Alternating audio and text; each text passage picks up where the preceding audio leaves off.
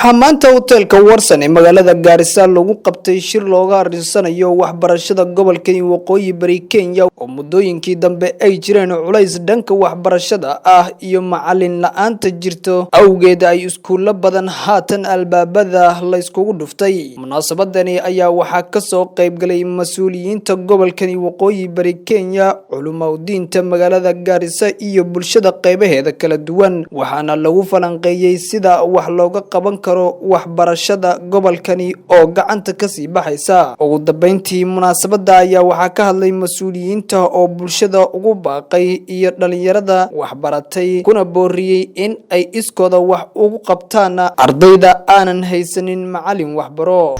We call upon the locals with seaplane and above to come out and volunteer in solidarity with their student brothers and sisters.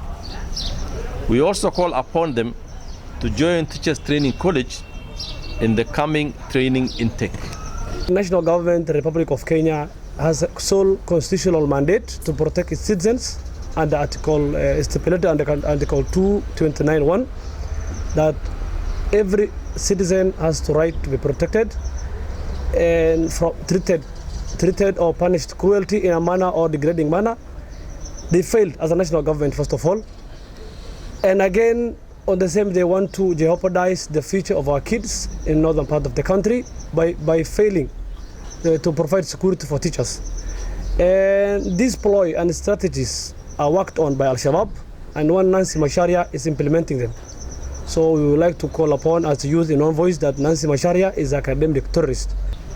annaga haddaan nahay dadkii odayaashii ama waxgaradkii markii aan tashanay waxyaalahan soo socdaan baan noo soo baxay midda u horeyso waxaan u mahadnaqaynaa macallimiintii aan tagin iskuulahooda wali joogan ama ha ahaadaan Soomaali ama kuwa kale oo Soomaali aan ha ahaadaan waan u mahadnaqaynaa khayr Allah ina siiyaan leenahay culayska aad dareemaysiin waan aragnaa annagana garabkiina nahay marka shaqadiisa maartay u wadeen u sii wada.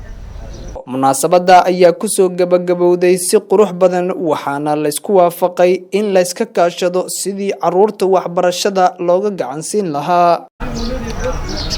Shir looga arinsanayo waxbarashada gobolkani Waqooyi Bari ayaa lagu qabtay hotelkan aan haatan ku suganahay oo lagu magacaabo Warsan, waxaana ka soo qayb galay mas'uuliyiin kala duwan, culumaadiin iyo bulshada qaybaheeda kala duwan. Ugu dambeyntii shirkani ayaa ku soo gabagaboobay jawi nabadeed, waxaana sidoo kale tan goobta lagu gaaray go'aamo badan oo kamid yihiin in wax laga qabto waxbarasho la'aanta ka jirta gobolkani Waqooyi Bari. Abdaasiis Siyaad, Kulmiye TV, magaalada Gaarisa.